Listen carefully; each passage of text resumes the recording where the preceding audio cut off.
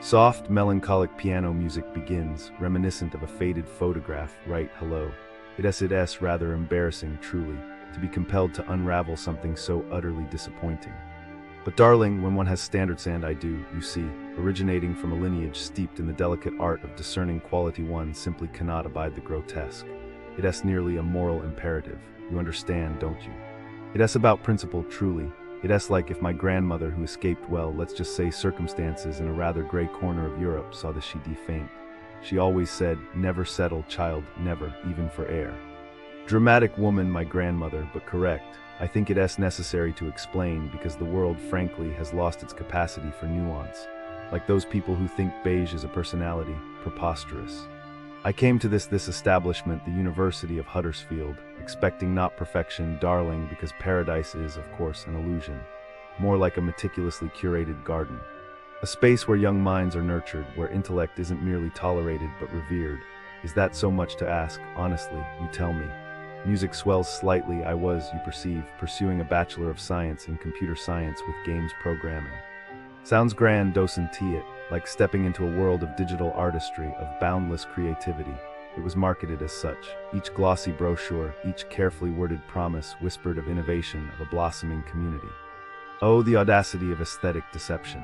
It's like when they airbrush the pastries in the bakery window. A cruel trick, I tell you.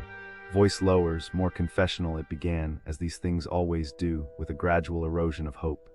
The first crack in the veneer. The lecturers, poor dears, seemed resigned, like moths drawn to a flickering, dying light. Constantly on strike they were, radiating an aura of quiet despair. Honestly, the sheer lack of enthusiasm.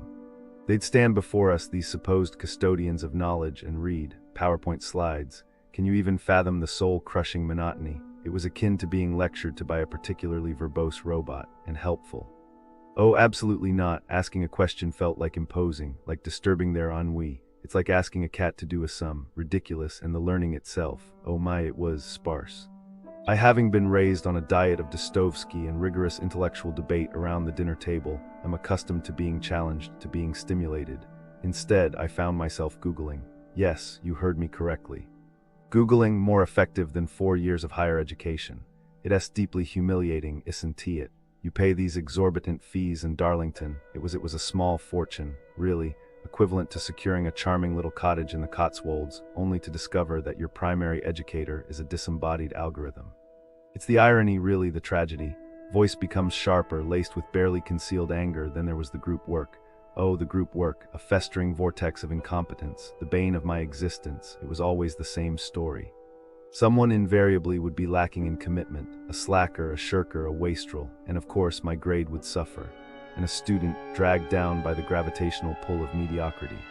It was not simply a matter of academic frustration, you understand. It was an affront to my very being.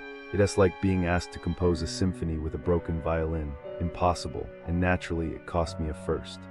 First, darling, I wanted transcendent honor. I even deserved it. To be robbed of that, it felt criminal. Music darkened slightly, and then there's Kisher, poor Kisher. I encountered his tale. He was pursuing, I believe, a pathway to professional life, a module, and that's the University of Huddersfield, a place of learning, growth, and discovery. But alas, the businesses surrounding this esteemed institution tell a different tale. A tale of woe, of disappointment, of shattered dreams. As I delve into the reviews, I'm met with a sense of despair. It's like a dark cloud has settled over the streets of Huddersfield, casting a shadow of mediocrity over the shops, restaurants, and cafes that dot the landscape.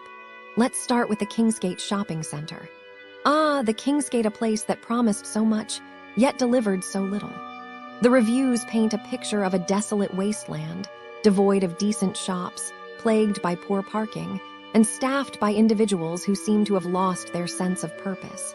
It's like they're stuck in a never-ending nightmare, and I'm not just talking about the customers. But wait, it gets better. Or should I say, it gets worse. The Gym Group Huddersfield, a place where one would expect to find solace in the pursuit of physical perfection, is instead a hotbed of disappointment. The equipment is old, the staff is unfriendly, and the atmosphere is toxic. It's like they're trying to discourage people from getting fit, forcing them to succumb to the allure of the couch and a bucket of fried chicken. And then there's the Med One restaurant. Oh, Med1, how you break my heart. The food is subpar, the service is slow, and the portions are laughable.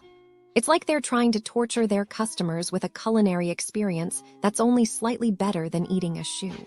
But don't even get me started on the arcade coffee food. It's like they're trying to pull the wool over our eyes, pretending to be a hip, trendy spot.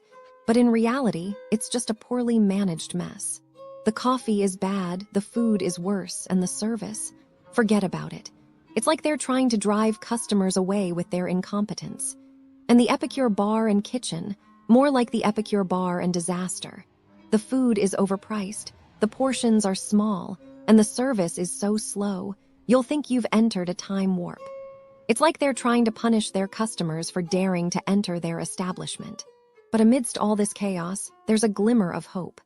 The children's bookshop, a beacon of light in a sea of darkness, seems to be the only place that gets it right. But even then, there's a catch. The opening hours are a mystery, a puzzle that only the initiated can solve. It's like they're trying to keep people out, to preserve the sanctity of their little bookstore. As I finish writing this, I'm left with a sense of sadness, of disappointment.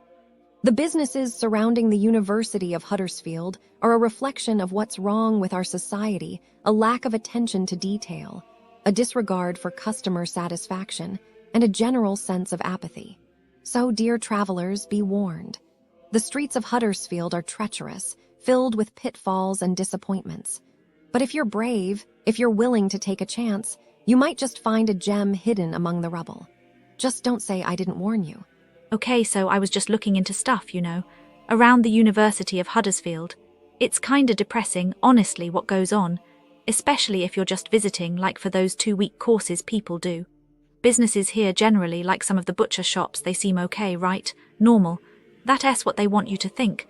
But apparently there was this whole thing with meat. Illegal meat. Seriously. They were selling meat smokies, they called it, that wasn't checked properly. It was like slaughtered in awful conditions and then sold to shops all over. Near the university, everywhere, really. Can you believe that? Imagine getting sick on your study abroad trip because of dodgy lamb. It's just What probably happened is tourists bought it thinking it was fine, got really ill. Maybe had to go to the hospital, ruined their trip. Probably complained, right? But it's not like they can easily prove where it came from. The guy running it, this Jones, he got arrested, yeah. But by then, so many shops had sold the meat. They probably got fines, hopefully. But it's just a lot of people probably got sick, and it's not fair. Then there wasn't really much else reported. What's worrying me. What if it's still going on but quieter, like they just moved it somewhere else? Businesses around the university do give off a vibe, like they're hiding something. It's just a feeling, but it makes you wonder, doesn't it? If you're walking past a little shop near the university, how can you really know what's going on inside? It really makes me sad.